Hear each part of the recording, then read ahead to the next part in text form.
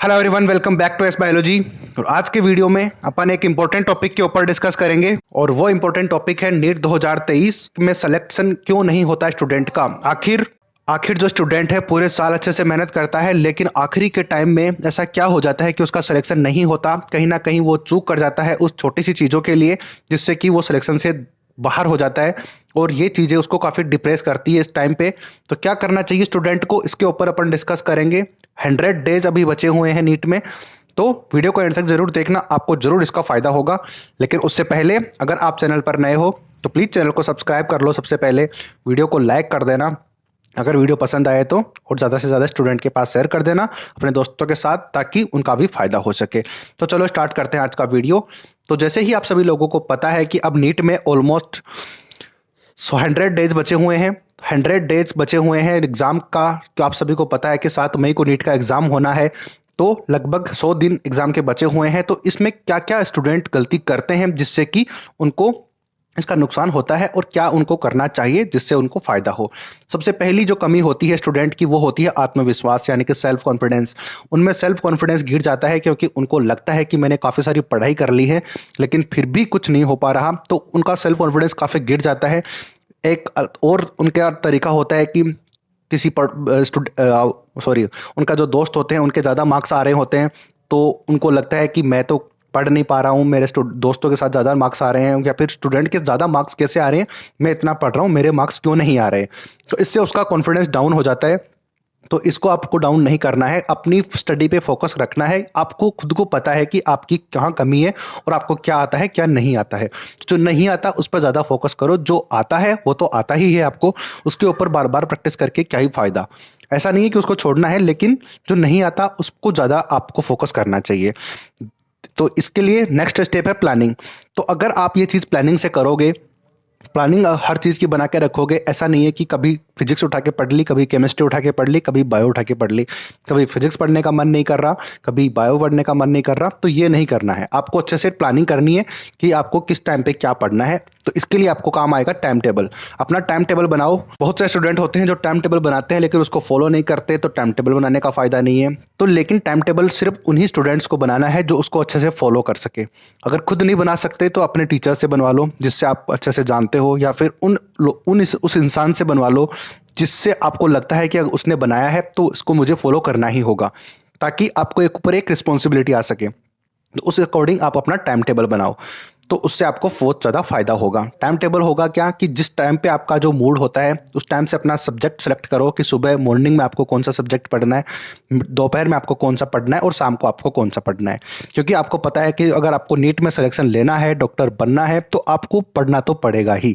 और 1-2 घंटे पढ़ने से कुछ होगा भी नहीं, आपको लंबा पढ़ना होगा, हर एक चीज़ को कवर करके चलना होगा। क्योंकि नीट में 1-2 हज़ार स्टूडेंट नहीं बैठते हैं, करीब 16 से 17 लाख स्टूडेंट बैठते हैं, उनके साथ आप कम्पीट करते हो, तो आपको ये सारी चीज़ें तो करनी ही होगी।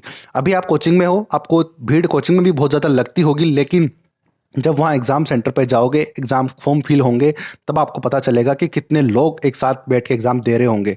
एक सेंटर पे, आप जिस सेंटर पे आप एग्ज़ाम देने जा रहे हो उस सेंटर पे इतने सारे स्टूडेंट हैं, तो सोचो दुनिया में कितने सारे सेंटर्स होंगे जहाँ पर इतने सारे स्टूडेंट एग्ज़ाम दे रहे होंगे, उसमें आप भी एक होंगे। तो इतनी भीड़ के साथ आप एग्ज़ाम दे रहे होंगे। फोर्थ चीज़ आती है डिस्ट्रैक्शंस। तो ये सबसे बड़ी चीज़ है कि स्टूडेंट को डिस्ट्रैक्शन बहुत ज़्यादा होता है। सबसे ज़्यादा डिस्ट्रैक्शन होता है मोबाइल से, क्योंकि ऑनलाइन क्लास लेते हैं। ऑनलाइन क्लास का 1 घंटे का क्लास चलती है, तो काफ़ी सारे स्टूडेंट बोर हो जाते हैं कि अब तो थोड़ी देर में कुछ इंस्टाग्राम चला लेता हूँ, व्हाट्सएप चला लेता हूँ, दोस्तों से बात कर लेता हूँ, आज अगर कोई फैमिली फंक्शन आ गया तो उसमें चला जाता हूँ। तो इस तरीके की चीज़ें कर करके वो डिस्ट्रैक्ट होते हैं। तो डिस्ट्रैक्शन से बचना होगा आपको। अगर कोई शादी है भी, तो अगर आप 1 साल शादी में नहीं जाओगे तो क्या हो जाएगा? कुछ नहीं होगा, वो शादी तो होके रहेगी। आप जाओगे तो भी होके रहोगी, और आप अगर नहीं भी जाओगे तो भी वो शादी तो होगी। तो आप अपने लेवल पे देखो ना कि अगर आपका सिलेक्शन नहीं होगा तो जो शादी में लोग आएंगे उनको किसी को कोई फ़र्क नहीं पड़ेगा। फ़र्क पड़ेगा तो सिर्फ आपको और आपके घर वालों को। तो आप खुद उस चीज़ को सेलेक्ट करो कि अगर मैं शादी के फंक्शन में, या फिर कोई भी फंक्शन है शादी के अलावा भी, तो अगर वो दिन में अगर आप वहाँ नहीं जाओगे तो आपका कितना नुकसान होगा। ये सोच के देखो, आप अगर आप वहाँ पे जाओगे तो कितना नुकसान होगा। क्योंकि एक दिन का फंक्शन होता है, लेकिन उसके लिए आपके 5 या 6 दिन खराब होते हैं। क्योंकि आप पहले प्लानिंग करते हो कि मेरे को उस दिन जाना है, कैसे जाना है, किस में जाना है, क्या पहन के जाना है, ये सारी चीज़ें प्लानिंग आप करते हो। जब फंक्शन हो जाता है उसके बाद आपके पास बहुत सारी चीज़ें आती है कि उसमें ये हुआ था, वो सारी चीज़ें आपके माइंड में चलती रहेंगी। क्योंकि आपका फंक्शन होगा तो कहीं फैमिली में होगा, तो बहुत सारे लोगों से आप मिलोगे, तो उनकी बातें आपके माइंड में चलती ही रहेंगी, चाहे आप कुछ भी कर लो। इस तरीके से 4 या 5 दिन आपके खराब होते हैं, वो एक दिन का फंक्शन होता है उसके चलते। अब नेक्स्ट बात आती है, तो डिस्ट्रक्शन से बचना होगा। अब आप सब लोगों को पता है अपने अपने अकॉर्डिंग कि सबका डिस्ट्रक्शन अलग अलग चीज़ों से होता है, किसी का किसी चीज़ से, किसी का किसी चीज़ से। उसके अकॉर्डिंग रिलेट कर लो और एक बार सोच के देखो कि अगर ये चीज़ इस टाइम पे नहीं करूँगा तो उससे कुछ नहीं होगा, वो बाद में भी हो सकती है। तो ये थी चीज़ें। ये सिर्फ बात उन्हीं स्टूडेंट्स के लिए जो रियल में पढ़ना चाहते हैं और रियल में डॉक्टर बनना चाहते हैं।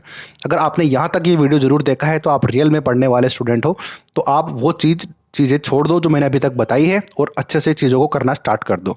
लास्ट चीज़ है रिवीजन। बहुत सारे स्टूडेंट होते हैं जनवरी तक या फिर दिसंबर तक अच्छे खासे पढ़ते हुए आ रहे होते हैं, लेकिन इस टाइम पे आकर एकदम डल हो जाते हैं, क्योंकि वो थक चुके होते हैं कि अब यार नहीं होगा मुझसे, अब नहीं हो पाएगा। क्योंकि कोई ना कोई टारगेट उसने सेट कर किया हुआ होता है और वो टारगेट वो अचीव नहीं करता है, तो उसको दिक्कत होती है। क्योंकि जो चीज़ करंट में चल रही होती है वो तो उसकी अच्छी होती है, लेकिन जो छूट गया पीछे वाला पार्ट जो पढ़ाया था इतने दिन पहले, तो वो उसको रिवाइज उसने नहीं किया। तो रिवाइज नहीं करने के चक्कर में सिर्फ जो करंट चीज़ें हैं वो उसको पता है, बट जो पीछे वाली है वो सारी ख़त्म हो चुकी है, उसको नहीं आइडिया है। हाँ, उसको आता है लेकिन उसने रिवीजन नहीं किया, इसलिए कुछ चीज़ें पीछे छूट गई हैं। तो आपको रिवीजन के ऊपर फोकस करना होगा। हाँ, आपने जो नया पढ़ा वो तो पढ़ना ही पढ़ना है, साथ में जो कुछ चीज़ें जितना आप रिवीजन कर सकते हो जिन चीज़ों का, उनको साथ में भी लेके चलो। इससे आपको चीज़ें सबमिट हो पाएंगी, आपको मिनिमाइज चीज़ें हो पाएंगी। जो आपको अच्छे से आता है उसको अलग पेज में आप नोट कर लो कि ये मेरे को अच्छे से आता है, चाहे मेरे को कभी भी खड़ा करके पूछ लो, रात को दिन में कभी भी, तो मैं आराम से उसको बता पाऊंगा। उन चीज़ों को अलग से नोट कर लो, उनको रिवाइज करने की ज़रूरत नहीं है। जब पेपर आपका लगे तो उसमें अगर कहीं पर गलती होती है तो उसको फिर आपसे जाके पढ़ो ओनली उस चीज़ को। बाकी अगर आपको कोई चीज़ अच्छे से आती है तो फिर तो कोई भी क्वेश्चन वहाँ से पूछो, कभी गलत नहीं होने वाला। सिली मिस्टेक हो जाए वो अलग बात है। तो ऐसी चीज़ों को आप रिवाइज करोगे तभी आपको चीज़ें पता चलेंगी। आती है बात समझ में? तो ये सारी चीज़ें थी जो सिलेक्शन नहीं होने देती स्टूडेंट का। तो आप में से अगर कोई स्टूडेंट है जिनको इन चीज़ों से कोई दिक्कत है, तो आप ये प्लानिंग ज़रूर करो जो आपको मैंने बताई है। फर्स्ट है सेल्फ कॉन्फिडेंस, सेकंड है प्लानिंग, थर्ड है टाइम टेबल, फोर्थ है डिस्ट्रक्शन और फिफ्थ है रिवीजन।